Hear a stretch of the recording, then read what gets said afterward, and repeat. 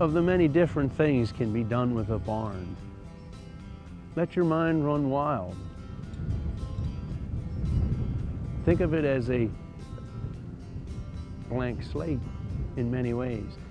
Inside that huge timber frame building are large open spaces that can be used as large open spaces or could be separated out into other rooms. The adaptive reuses are limitless, really limited just to your imagination. There are special challenges that are inherent with renovation of an old building.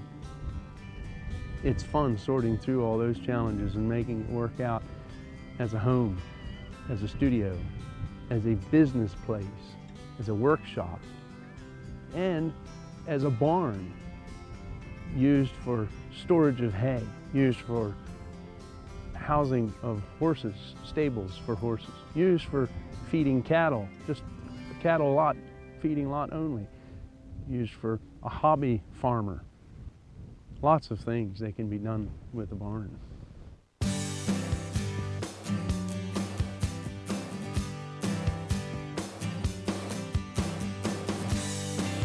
This barn is part of the old farms that the Lake Linganore development was built on. This is one of the last barns left of those original farms. The Lake Linganore development was begun in the early 70s, 1970s. Fortunately, the owner of this barn wants to preserve it, and they want to convert it into a woodworking shop. Our customer is a hobbyist, and he produces some beautiful woodwork. Tables and chairs and clocks and lots of other things. As we complete this project, it'll have 4 different floors inside. It'll be heated and air conditioned, and there will be a lot of woodworking equipment in it. We have found it extremely rewarding to be involved in this property from the day we bought it. As a hobby for years, I have made furniture and I do reproduction work on early American furniture. I've had the good fortune over the years to get into a number of museums and actually measure some early American treasures. And the construction of those has always been extremely rewarding for me. And to find a property where the building was of that era to begin with, and in many regards built in exactly the same fashion as this furniture that I love to build and my wife dearly treasures, has just been beyond belief. We have talked for years about buying a property in the country with an old house on it and maybe a barn, but this whole property is just the essence of what we have looked for years. And if you look at the scenery is just an added plus. When we found the barn, we knew that it was going to need some work, and we were both committed from the day we decided to buy the property that we were going to restore it in the fashion in which it was originally built. And that's why we've been so fortunate to be working with Dean Fitzgerald and his company and his crew, who themselves are committed to the same kinds of things that we've been committed to doing things the way they were done 150, 200, 250 years ago.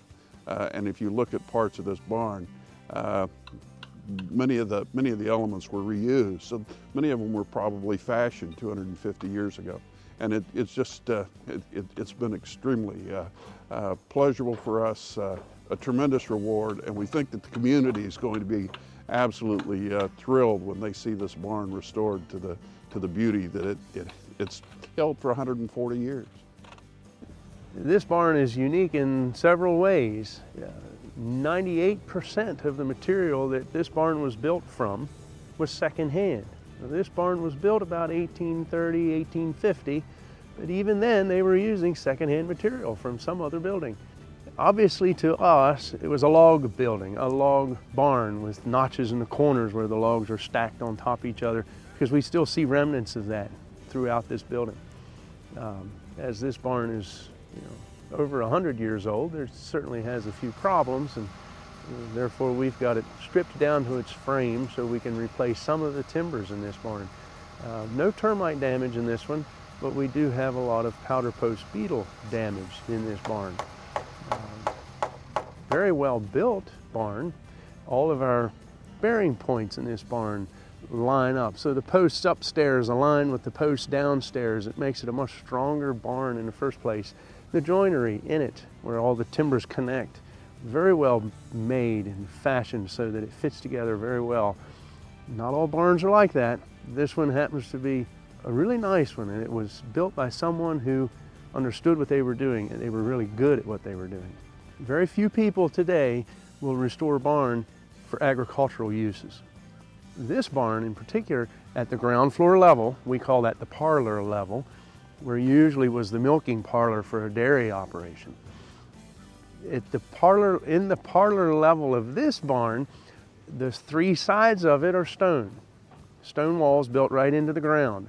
Hence, this is a bank barn. It has a bank that comes right up to the second floor level. We call the threshing bay, where the where the wheat would have been threshed. To restore the stonework, we have to clean out the mortar between the stones and replace that with modern yet soft mortar. The mortars that they used to use, a lot different than what's being used today. We don't want to commingle those different mortars. It's a fine difference that a lot of people don't quite appreciate. Having those stone walls into the ground often causes moisture problems inside the building. We've developed various ways of preventing that moisture from coming inside, so that this becomes, at the ground floor level, in that basement or parlor, if you will, it becomes occupiable space, usable space, without the moisture problems that are inherent with an old stone wall that's below grade. With this barn, it originally had what we call an overshoot or a forebay, where from outside the barn you could actually stand at many of the doors that you're looking at behind me and still be under roof.